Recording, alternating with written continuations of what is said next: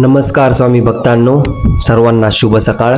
तुमच्या सर्व इच्छा पूर्ण हो आणि तुम्ही संकटातून लवकर मुक्त हो, ही स्वामी समर्थांच्या चरणी मी प्रार्थना करतो आणि आपल्या व्हिडिओला सुरुवात करतो. स्वामी भक्तांनो, आज आपण जाणून घेणार आहेत झोपायचे नियम. भक्तांनो, आपण कोणत्या दिशेला झोपलं पाहिजे आणि बाकीचे सर्व झोपेचे नियम आज आपण जाणून घेऊयात. झोप म्हणजे फक्त शरीराचा आराम नाही, झोप म्हणजे मनाची शांती, ऊर्जा पुन्हा मिळवण्याचा मार्ग आणि आयुष्य सुखी समृद्धी बनवण्याचा आधार. त्यामुळं म्हणलं जातं, पैशापेक्षाही जर महत्वाचं काही असेल तर झोप आहे. धर्मशास्त्र सांगतं की डोकं दक्षिण दिशेला ठेवून झोपणं सर्वात शुभ मानलं जातं. आपल्या तिकडं तर सर्वजण असंच बोलतात की दक्षिण दिशा ही चांगली नसते, राक्षसांची दिशा आहे, अशुभ आहे. परंतु धर्मशास्त्र सांगतं की दक्षिणेलाच डोकं ठेवून झोपा, तेच सर्वात जास्त शुभ आहे. चला तर आपण पूर्ण जाणून घेऊया आणि बाकीचे सर्व झोपण्याचे नियम सुद्धा जाणून घेऊया. पण त्याआधी एक छोटीशी विनंती, आपल्या चॅनलला सबस्क्राईब नक्की करा. खाली सबस्क्राईबचं बटन दिलेलं आहे, 1 मिनिटासाठी तुम्ही दाबताल, परंतु तुम्हाला कायमस्वरूपी आपण जे व्हिडिओ दररोज बनवतो असे नवनवीन व्हिडिओ तुम्हाला बघायला भेटतील. आणि आपण अजून बरेचसे व्हिडिओ काढलेले आहेत, ते सुद्धा तुम्ही जाऊन बघा. तर मित्रांनो, सगळ्यात पहिला नियम बघितला तर आपण कधी तुटलेल्या पडक्या घरात कधीच झोपायचं नाही. एखाद्या दिवशी जर तुम्ही इमर्जन्सीला झोपले तर चालेल, परंतु हमेशा कायम कधीच तुटलेल्या घरात किंवा पडक्या घरात झोपायचं नाही, नाहीतर आपल्याला त्यामुळे गरिबी येते. तर तुम्ही तुटलेल्या घरापेक्षा बाहेर जाऊन झोपले अवकाशाखाली तर चांगलं आहे. मित्रांनो, दुसरं म्हणजे आपण कधीच झाडाखाली झोपू नये. आता झाडाखाली का झोपू नये हे सर्वांना माहीत आहे. कार्बन डायऑक्साईड जास्त सोडतं आणि ऑक्सिजन रात्री झाड ओढतं. मंदिर आणि स्मशानभूमीमध्ये सुद्धा कधीच झोपू नये. नंबर 4, स्टुडंट आणि नोकरदार वर्ग यांनी लवकर उठायचं. आणि जर तुम्हाला यश मिळवायचं असेल तर ब्रह्ममुहूर्तामध्ये उठायला शिका. आता ब्रह्ममुहूर्त म्हणजे कोणता टाइम? सूर्योदयाच्या पहिले 48 मिनिटापासून ते 96 मिनिटापर्यंत ब्रह्ममुहूर्त असू शकतो. जर सूर्योदय 6 वाजता असेल तर ब्रह्ममुहूर्त नियर बाय 4:30 ते 5:30 दरम्यान असतो. सूर्योदय 6:30 असेल तर थोडासा अर्धा तास पुढे 5 ते 6:30 दरम्यान ब्रह्ममुहूर्त असतो. पण सूर्योदयाच्या पहिले जवळपास 1 तास तरी आपण 1 ते 1.5 तास तरी आपण उठून आपलं काम करायला पाहिजे. आपलं काम म्हणा किंवा अभ्यास म्हणा, 100% सक्सेस जर तुम्हाला पाहिजे असेल तर ब्रह्ममुहूर्तामध्ये उठा, कारण हा खूप शांत वेळ असतो आणि हा वेळ जो देवदेवतांचा मानला जातो.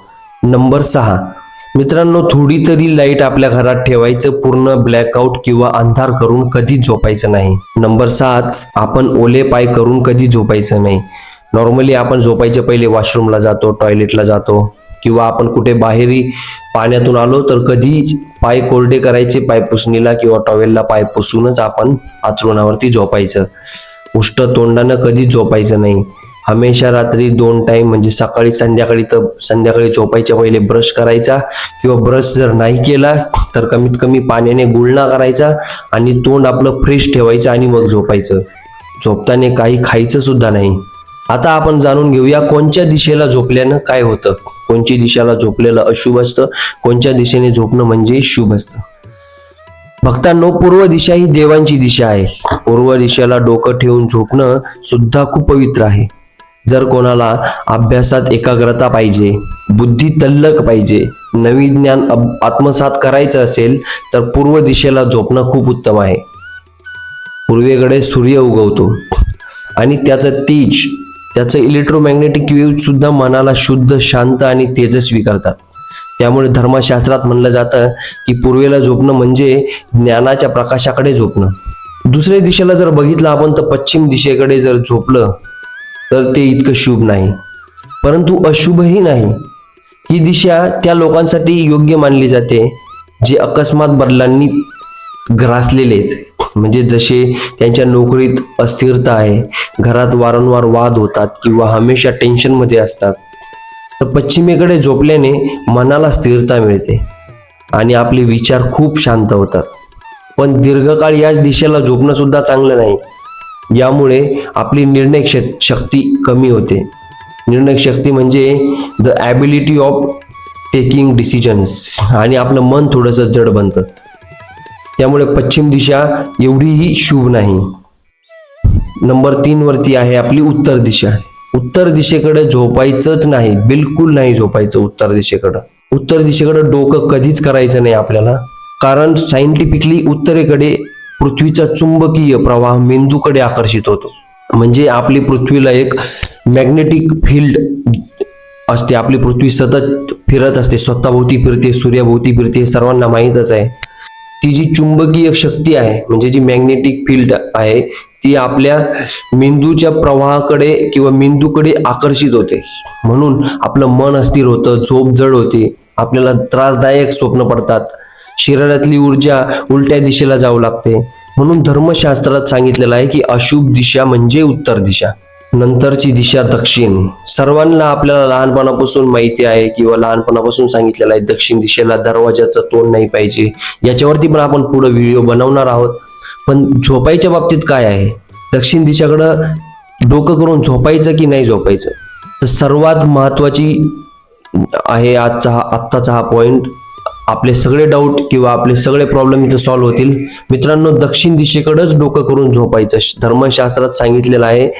आता बघा, आपल्याला वाटतं की दक्षिण दिशा म्हणजे मृत्यू किंवा वाईट, असा अर्थ बिलकुल नाही. त्यामुळं घाबरायचं बिलकुल नाही. मित्रांनो, दक्षिण दिशेकडे जर आपण डोकं करून झोपलो तर आपलं मन शांत होतं, मन स्थिर होतं, आपल्याला झोपेत देवांची ऊर्जा मिळते, संपत्ती वाढते, आपलं वय वाढतं. जशी आपण नदीचा प्रवाह योग्य दिशेला असेल तिथं पाणी शुद्ध राहतं, तशी दक्षिण दिशा मन आणि शरीर आपलं शुद्ध ठेवते.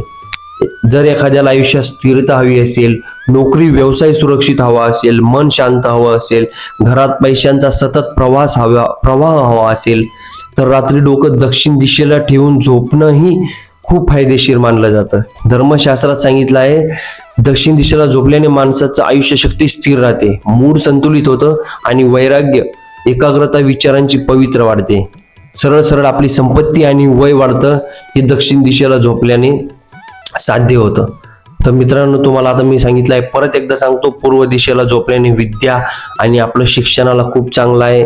पश्चिम दिशेला एवढी शुभ नाही आणि एवढी अशुभ नाही, त्यामुळे ते तरी टाळा.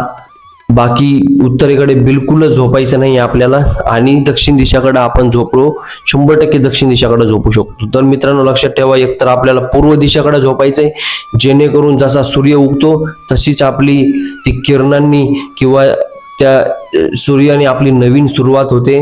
आणि जर दक्षिण दिशाकडे करून झोपलो तर आपली संपत्ती किंवा वय वाढते. तर मित्रांनो, पुढचा झोपण्याबाबतीचा पॉइंट आहे, दिवसा जास्त झोपू नये. आपण थोडा वेळ झोपलो, 15-20 मिनिटं छोटासा डुकला घेतला, मन शांत झालं, पण जास्त दिवसा झोपू नये. कारण दिवसा झोपल्याने आणि सूर्यास्तापर्यंत आणि सूर्योदयापर्यंत झोपल्याने सुद्धा, समजा आपण दुपारी झोपलो, संध्याकाळी उठतोय किंवा सकाळी लेट उठतोय, तर गरिबी येते. झोपताना आपल्या डोक्याला टिळा नसावा. बाकी धर्मशास्त्र सांगतं की झोप म्हणजे आपला दुसरा जन्म असतो. रात्रभर देव आपला थकवा, चिंता, नकारात्मक विचार स्वच्छ करतात. सकाळी उठून आपण जशी नवीन आयुष्य सुरू करतो.